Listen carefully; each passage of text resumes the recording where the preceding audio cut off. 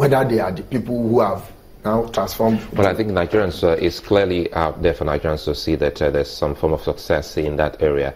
For the first time last year, we saw that the doorbell returned, which had gone almost extinct in the northern part of the country, where they come out with their horses to celebrate. But talking about the change, I want to look at transformation agenda and change and see if we can put them side by side and look at what exactly is your grounds with change as against what we saw with the transformation agenda of the last administration. No. I don't want to take I won't accept the use of the word grouse. I don't have a grouse. I've told you I'm not going to be careless to be caught in the trap of saying that I am against this project. But I'm saying that there are more important things, and this is diversionary, and it is also already creating an alibi for the failure, obvious now, that we are seeing. You understand? And to me as a Nigerian, and I know my stance, I know my integrity, I know my moral level, I'm saying that it is derogatory. How can you paint? See, the way I see it is that my president, who is supposed to be my symbol, is already telling the international community that I have been a very dirty person and I need to be washed. And it's not fair to some of us. So they don't need all this change. And see, what you will find is that in 2 weeks, a month, you will now find these people, they will form groups. It will get to the world level, it will get to the zonal levels, it will get to the local government, state level. The APC is already mobilizing. Is that what happened with I will see it that way, and I will say it that way. It's just mobilizing. Is that the same for thing that 2019? Is that the same thing that happened with change? I beg your pardon, the Good People, Great Nation? That's exactly why I said they are two different things. Dora Akunyili had a very clear agenda. And she was sincere about it. It was not like you said. I mean, you were trying to say it was a different thing. This is a deliberate project, and which are you saying that because you're seeing it from a political party perspective? That is why I have repeatedly said it, that I don't want to be caught in that trap. And I'm not actually, I have a right. Which trap? Political party trap? Of being seen as just criticizing. What I'm doing here is constructive. Whoever likes, I am saying that even if I am the national chairman of PDP, I have my right to say what I feel about a government policy, especially where that criticism is very constructive. We don't need this distraction. It is diversionary. What change? You go and make a retired soldier the head of the customs, where if I now become a custom officer as a recruit, I cannot be sure that I will be the comptroller general. What are you doing? You are demoralizing that service. Is that change? Is that change that we are buying rice at this rate now? And then you are putting all the blames on PDP. Which radical change? When what PDP even could you tell us? When what PDP even resolved? Which radical change did you say you expect to see? They are not there. That's why I'm saying that perhaps I will give 50% in the area of fighting insurgency. I will admit, I will agree, I will pass them. You understand? But you see, even this change. Now let me come up again on this area, in this area. Now on the issue of the president becoming a real model, for me to even be convinced, because I'm not convinced at all that we're going to be serious on it. For the president to be, I am challenging the president that the president must come out and apologize to Nigerians. If you allow me before the break now, I will tell you why.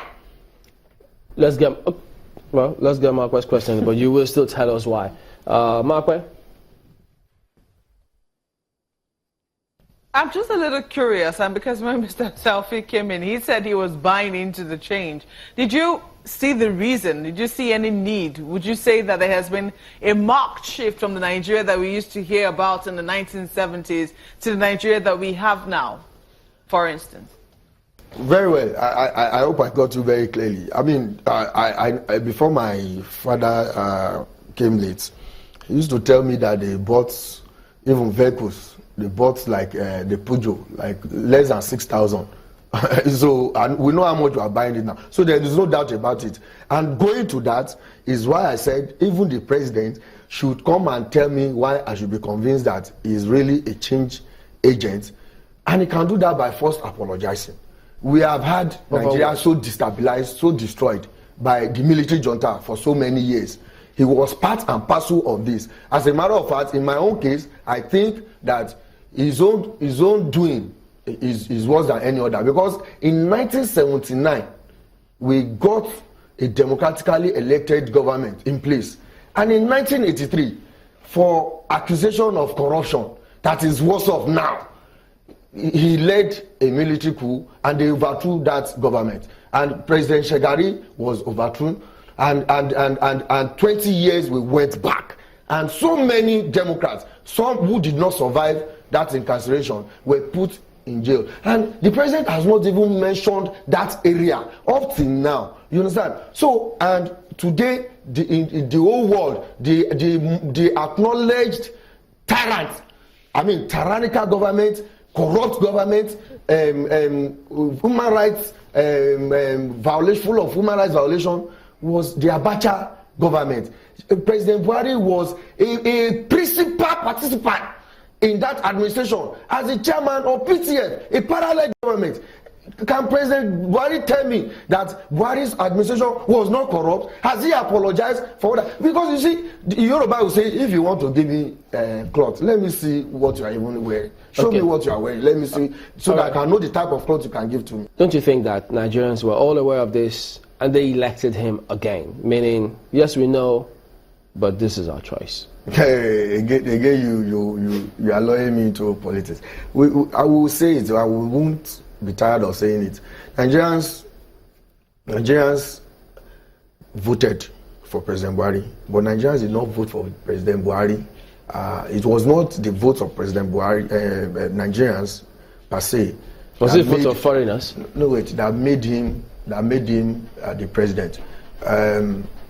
It was. Let me not prolong this. It was the internal wrangling in the PDP that gave him the opportunity. Okay, let's get Mark in. Mark. You were giving your instance earlier, and you said that in the Abacha era, things got really bad in terms of corruption. So you do admit that things indeed did deteriorate very badly. The question is, are we truly out of that era? Can we effectively say that we've imbibed so much attitudinal, maybe one for a better word now, change, that we actually can think that things will move forward? Yes and no. Yes, because I will also be fair enough to say that, did we have some of these roads before now, which we have now, even if they are slow in construction? Did we have the use of GSM? Did we have Nigeria becoming the best, the biggest economy? Did we have a Nigerian, Dangote, becoming the richest man in Africa? Did we have over 56 or more than Almajiri schools to also curb this type of insurgency from the north? Did we have so many things like that?